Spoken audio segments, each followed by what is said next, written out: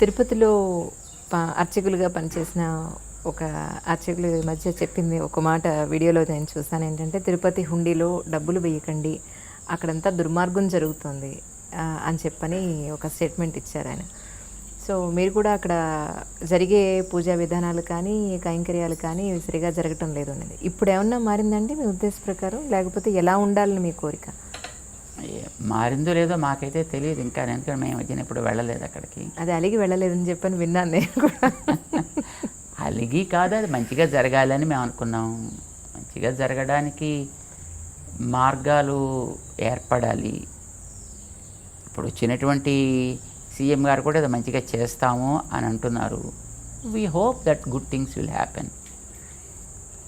ఏదైనా ఒకటి తప్పు జరుగుతుండేటప్పుడు దాన్ని ఎంకరేజ్ చేయడం అనేటటువంటిది సరైన పద్ధతి కాదు. గతంలో వచ్చినటువంటి సమాచారాన్ని బట్టి అందులో వచ్చేటువంటి బంగారాన్ని రకరకాలుగా దారి మళ్లించి అందులో వచ్చే ధనాన్ని రకాలుగా చేసి ఇలా చేశారని మాటలు వింటున్నాం మనం. ఆ బాధతోటి ఆయన అలా చెప్పి ఉండొచ్చు ఆయన. ఇప్పుడు దేవుడికి అర్పించడం is not a bad thing. అర్పించద్దు అనడం అతని తాత్పర్యం కాదు. See, ఎప్పుడైనా ఒక వ్యక్తి ఒక మాట మాట్లాడాడు అని అంటే we have to take to the spirit of the word, not to the literally. We have to take the word. పిల్లవాడి మీద అమ్మ జ్వరం వచ్చినప్పుడు నిర్బంధించేవాడు ఏదైనా తింటానంటే అరే చస్తావరా తిను, కోపంతో అప్పుడప్పుడు అలా ఉంటుంది. అంటే అమ్మ ఉద్దేశం ఆ పిల్లవాడి ప్రాణం పోవాలనే, తినమనే, రెండు కాదు. So spirit of the word is very very important than the words used in the particular sentence. So at any point of time it is the spirit that should be taken. పాప ఆయన చెప్పడంలో కూడా తాత్పర్యం ఏమై ఉండొచ్చు? దుర్వినియోగం అయిపోతుంది. ఇలాంటి దుర్వినియోగం అవ్వడానికి వేసే వాళ్ళందరి యొక్క శ్రద్ధ, వాళ్ళు విశ్వాసంతో వాళ్ళు వేస్తున్నారు తెలియక. అంచేత దాన్ని దుర్వినియోగం అవుతోంది కనుక దుర్వినియోగం కానివ్వద్దంటే మీరు వేయకుండా ఉంటే దాంట్లో దుర్వినియోగం అయ్యే అవకాశం ఉండదు కనుక అలా వేయొద్దని ఆయన అని ఉంటాడు. బట్ అతని అల్టిమేట్ మోటివ్ ఏమిటి? దుర్వినియోగాన్ని ఆపాలి అనేటటువంటిది అతని తాత్పర్యం. So let us take that the spirit of the word, let us take that. I think probably everybody appreciates also. ఏంటంటే ఇంతకుముందు ఆడవాళ్ళు ఇంటి బాధ్యతలు పిల్లల బాధ్యతలు తీసుకునేవాళ్ళు. ఇప్పుడు దాంతోపాటుగా ఉద్యోగాలు కూడా చేస్తున్నారు. అంటే చేయాల్సిన అవసరం ఉన్నవాళ్ళు కొంతమంది, ప్యాషన్ కోసం చేసేవాళ్ళు కొంతమంది, డబ్బు కోసం మాత్రమే చేసేవాళ్ళు కొంతమంది. ఇందులో కూడా చాలా రకాలు ఉన్నాయి. అయితే భగవంతుడు స్త్రీకి నెక్స్ట్ జనరేషన్ని బర్త్ ఇవ్వగలిగే ఒక గొప్ప అవకాశం కానీ, తల్లే మొదటి గురువు అనేటువంటి ఒక పరిస్థితి కానీ, ఇంట్లో ఉన్న వాళ్ళందరూ కడుపు నిండా భోంచేయాలన్నా, ఆరోగ్యంగా ఉండాలన్నా, ఎవరి పనుల్లో వాళ్ళు ఇన్ టైం వెళ్ళాలన్నా, మళ్ళీ ఇంటికి వచ్చే వాళ్ళ సంరక్షణ చూడాలన్నా, స్త్రీకి నెక్స్ట్ జనరేషన్కి సంబంధించిన వాళ్ళకు ఒక వయసు వచ్చేంత వరకు ఒక గొప్ప బాధ్యత ఇచ్చాడు. ఆ బాధ్యతని గుర్తించలేక వంటింట్లోనే పడుంటున్నాం అన్న ఫీలింగ్లో మహిళలు ఉంటున్నారంటారా? లేదా ఇంట్లో ఉండేదే కదా ఆడది అని హస్బెండ్ కానీ లేదా మగవాళ్ళు కానీ పట్టించుకోకపోవడం వల్ల ఇటువంటి రెవల్యూషన్ వచ్చిందంటారా? మీ ఉద్దేశ ప్రకారం ఇలాంటి పరిస్థితుల్లో పిల్లలు ఇటు తల్లి తండ్రికి దూరం అయ్యి, పెద్దవాళ్ళ ఇంట్లో లేక న్యూక్లియర్ ఫ్యామిలీస్ అయిపోయి చాలా రకాలైన పరిస్థితుల్ని చూస్తున్నారు పిల్లలు. సో మీ ఉద్దేశ ప్రకారం కాలమాన పరిస్థితులను దృష్టిలో పెట్టుకొని మీరేం చెప్తారు? కుటుంబము అనేటటువంటిది ఒక పురుషుడు, స్త్రీ వారిద్దరూ కలిసి నిర్వహించాల్సినటువంటి ఒక బాధ్యత. It's a collective responsibility to make a family, to continue the progeny. దీనికి వెనకాతల మనం గుర్తించాల్సింది అసలు లక్ష్యం గుర్తించాలి. కుటుంబాన్ని ఏర్పరచడంలో కూడా ఒక లక్ష్యం ఉంది మన పూర్వపురుషులకి. లేకపోతే ఇప్పుడు అడవుల్లో తిరిగేటటువంటి పశువుల్లాగా హాయిగా ఎప్పుడు వాడికి భావం కలిగితే, ఎప్పుడు ఆమెకి భావం కలిగితే అప్పుడు ఇద్దరు కలవడం, ఎవడో సంతానానికి అనడం, తర్వాత వాళ్ళ దారిని వాళ్ళని వదిలేయడం, వీళ్ళు మానాన్ని వీళ్ళు తిరగడం, ఇలా చేయొచ్చు కదా మనుషులు కూడా. కానీ మనిషికి అట్లాంటి స్థితి ఏర్పరచలేదు. మనిషికి ఒక కుటుంబము, ఒక బాధ్యత, ఒక పరంపర ఇవి ఏర్పడ్డాయి. కుటుంబ వ్యవస్థ ఈవేళ మనం చూసేటటువంటి భారతీయ వైదిక కుటుంబ వ్యవస్థ అనేటటువంటిది మంచి ప్రాక్టీసెస్ కోసం ఏర్పడ్డది. మంచి ప్రాక్టీసెస్కి ధర్మము అని పేరు. ఏది వ్యక్తి ద్వారా కుటుంబానికి, కుటుంబం ద్వారా సమాజానికి, సమాజం ద్వారా ప్రకృతికి ఏది అనుకూలమైనటువంటి ప్రాక్టీస్ ఉంటుందో దానిని ధర్మము అని పేరు పెట్టారు. దాన్ని ధర్మం అంటే ఉపదేశాలు చేసేది కాదు. No, it is not something lies in the books also. It is a good practice that comes from person to the person by word of mouth. ఇలాగ రావడానికి ఒక వ్యవస్థ, పురుషుడు స్త్రీ కలిసి ఒక లక్ష్యం కోసం జీవించడం. Not just sharing the life is the purpose of the marriage. Sharing the life you can get anywhere, right? అంచేత కేవలం జీవిత భాగస్వామ్యం అనేటటువంటిది కష్టసుఖాలు పంచుకోవడం కోసమనే కాదు, నమ్మినటువంటి ఆచార విచారాలని కొనసాగించేటటువంటి జనరేషన్ని తయారు చేయడం కోసం. ఈ జనరేషన్ తయారు చేయడం అనే లక్ష్యం వచ్చేటప్పటికి ఒకరు ఆర్జించాలి, ఒకరు దాన్ని ప్రిజర్వ్ చేయాలి, యూటిలైజ్ చేయాలి. సే హస్బెండ్ పనిచేస్తున్నాడు అనుకోండి, భార్య ఆ బాధ్యత తీసుకోవాలి. లేదు భార్య పనిచేస్తాం అనుకోండి, హస్బెండ్ ఆ పని చేసుకోవాలి. ఓకే. ఇప్పుడు అమెరికా లాంటి దేశాల్లో పాపం ఈ బాధ్యత గుర్తించి ఒకళ్ళు పని చేస్తే ఇంకొకళ్ళు బాధ్యత తీసుకుంటున్నారండి. ఇక్కడ ఉండేటప్పుడు పాపం మగవాళ్ళకి అసలు అగలిగిన ఆడవాళ్ళకు కూడా అనుకోండి, వాళ్ళు ఒంటింటి మొహం కూడా తెలియకపోయినా అక్కడికి వెళ్ళిన తర్వాత పాపం ఒంటిల్లే కాదు పాత్ర శుద్ధి చేసుకోవడం కూడా మగవాళ్ళు కూడా చాలా చక్కగా మంచి ఎక్స్పర్టీస్ అక్కడ కూడా వాళ్ళు సంపాదిస్తున్నారు. అంట్లు తోమడానికి పేరు పెడితే బాగుండదు కనుక డిష్ వాష్ అని పేరు పెట్టారు దాన్ని. మొత్తానికి ఆవిడ పని చేస్తే ఈయన ఈ బాధ్యత చూస్తాడు, ఈయన పని చేస్తే ఆవిడ ఆ బాధ్యత చూస్తారు, ఇద్దరు పని చేస్తే ఇద్దరు వచ్చి పని చూసుకుంటారు. Correct. Need made them to understand their own roles and responsibilities. Perfect sir. మన దేశంలో దురదృష్టం కొద్దీ ఆ బాధ్యతను మర్చిపోయారు. మగవాడు మర్చిపోయాడు, స్త్రీ కూడా మర్చిపోయింది.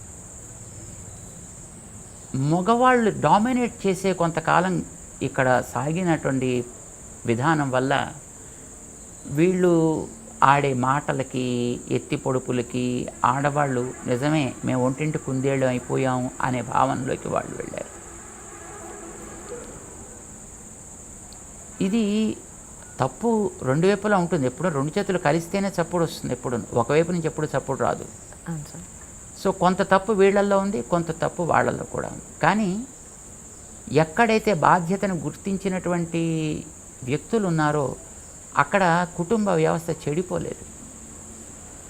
గుర్తించని చోట yes, maybe it is a single unit, maybe it is a joint family, but disturbances crept in to that families. గుర్తించిన చోట ఎక్కడైనా అది బాగానే ఉంది ఇప్పటికి కూడా. But of course we can see sporadically just here and there, not it's a regular feature that we can observe it evidently.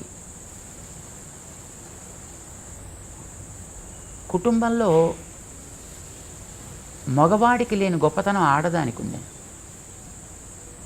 ఇప్పుడు ధర్మాన్ని కంటిన్యూ చేయడం అని మనం ఎప్పుడైతే అనుకున్నామో, ధర్మాన్ని కంటిన్యూటీ అనేది సంతానం వల్లనే ఏర్పడాలి. సంతానాన్ని కనగలిగే సామర్థ్యం ఆడవాళ్ళకి తప్ప మగవాళ్ళకి లేనే లేదు. అంటే ఆడవాళ్ళకి భగవంతుడు జనరేషన్ని కంటిన్యూ చేయగలిగేటటువంటి ఒక గొప్ప వరాన్ని ఇచ్చాడు. తన బాధ్యతని ఆడవాళ్ళ చేతిలో పెట్టాడు, మగవాళ్ళ చేతిలో పెట్టాల. సృష్టి చేసేటటువంటి ఘనకార్యాన్ని ఆడవాళ్ళ చేతిలో భగవంతుడు పెట్టాడు. మరి ఆ చేసినటువంటి సృష్టిని సమర్థవంతంగా తర్వాత జనరేషన్గా అందించాలి అని అంటే it needs a lot of things to be attended to. పిల్లవాడిని చిన్నప్పటి నుంచి నడక నేర్పాలి, నడత నేర్పాలి, మాట నేర్పాలి, ఆచారం నేర్పాలి, చదువు నేర్పాలి, గౌరవించడం నేర్పాలి, వినయం నేర్పాలి, విధేయత నేర్పాలి. సో ఇవన్నీ దాంట్లో నీడ్స్ ఇవి. ఇంత బాధ్యతని ఆఫీసులోకి వెళ్ళి ఉద్యోగం చేసి సంపాదించే డబ్బులతో మనం తేలేం. అవునండి. సెకండ్ థింగ్ ఈజ్ ఇవి నేర్పడానికి ఓపిక కావాలి. బై నేచర్ మగవాడికి ఓపిక తక్కువ, స్త్రీకి ఓపిక మారుపేరు. అందుకోసమని పిల్లల్ని కనడం, సరే అది వాళ్ళ మీద బాధ్యత కాదు, అది వాళ్ళకి ఇచ్చిన వరం, అది వాళ్ళకి మాత్రమే ఇచ్చిన వరం కనుక అది ఎలాగో వాళ్ళే చేయాలి. పెంచేటటువంటి ఓపిక కూడా మగవాళ్ళు లేదు కనుక ఆ బాధ్యతను కూడా వాళ్ళకే పెట్టారు. కానీ వాళ్ళ ఆ బాధ్యతలో ఉన్నారని వాళ్ళకి కావలసినటువంటి సౌకర్యాలు, వాళ్ళకి కావాల్సినటువంటి ప్రొటెక్షన్, వాళ్ళకి కావాల్సినటువంటి వనరుల సమీకరణ, ఇదంతా చేయడం మిగతా కుటుంబం యొక్క బాధ్యత. సో అందులో ఈ మిగతా సేకరించి ఇవ్వడం అనేటువంటిది సూపర్ఫిషియల్ యాక్టివిటీ. ఇట్స్ నథింగ్ పెద్ద రెస్పాన్సిబిలిటీ యాక్టివిటీ అయితే కాదు. ఇప్పుడు బిల్డింగ్ కట్టడం, స్కూల్ పెట్టడం, వ్యక్తుల్ని అపాయింట్ చేయడం, డబ్బులు ఇవ్వడం, ఇదైతే సూపర్ఫిషియల్ యాక్టివిటీ. అందులోకి వచ్చిన పిల్లవాడిని తయారు చేయడం is a more responsible activity. అది టీచర్ లోపల చేస్తాడు ఆ పని. అది నిజమైనటువంటి పని. అంటే బాడీకి లైఫ్ అది. అందుకోసం కుటుంబానికి కూడా స్త్రీ లైఫ్ అయింది. అందుకోసం మన శాస్త్రాల్లో నా గృహం గృహమిత్యాహు గృహిణి గృహముచ్యతే. ఇంటిని ఇల్లు అనరు, ఇల్లాలుని ఇల్లు అంటారు. అందుకే ఆవిడ పేరు ఇల్లాలు. ఇంటిని ఏలగలిగినటువంటి ఆమె అని ఆవిడికి పేరు పెట్టారు. వీడికి కాదు. వీడు వస్తాడు, పని చేస్తాడు, కూర్చుంటాడు, తింటాడు, పడుకుంటాడు, మళ్ళీ పోతాడు. కానీ ఆవిడ ఇంటికి ప్రాణం పోసేటటువంటిది. ఈ బాధ్యతని గుర్తించి ఆవిడకి ఇవ్వాల్సినటువంటి మర్యాద, గౌరవము ఇచ్చి ఉండాల్సింది. కానీ చాలా చోట్ల సమాజంలో అది కోల్పోయింది. దాంతో ఆవిడలో ఒక రకమైన అసంతృప్తి, ఒక రకమైన తీవ్రవాద ప్రవృత్తి ఏర్పడ్డాయి. సో అది వికృత రూపం ధరించింది ఇప్పుడు ఈవేళ. ఇప్పుడు స్త్రీ బయటికి రావడానికి అభ్యంతరం అయితే ఏం లేదు. తన బాధ్యతను తాను గుర్తించి బయటకు వస్తే పర్వాలేదు. కానీ బాధ్యత తెలియకుండా స్త్రీ బయటకు వచ్చిందనుకోండి, she will be in trouble కదా. ఇప్పుడు స్త్రీ అనేది ఒక తమలపాకు లాంటిది అనుకోండి. తమలపాకు మనం బయట పెట్టచ్చు, కానీ గాలి గట్టిగా వీస్తే అది చిరిగిపోయే ప్రమాదం కూడా ఉంది కదా. So when you are bringing such a delicate stuff to the open yard, you should take precautions to see that it is also able to retain the ups and downs that are happening in the society. Exactly. ఇప్పుడు ఈవేళ మనకి సమాజంలో స్త్రీలు బయటకు వస్తున్నారు. It is okay. వాళ్ళకి తెలివితేటలకి లోటేం లేదు, ఆలోచనకి లోటేం లేదు. కానీ తమని తాము నిగ్రహించుకునేటటువంటి క్యాపబిలిటీ అన్ఫార్చునేట్లీ లేదు. లేదంటే మళ్ళీ అదో పెద్ద డిఫెక్ట్ అని అనుకుంటారేమో. తప్పు కాదు, దానికోసమని మేము అంటలేదు. నాకు అర్థమైంది.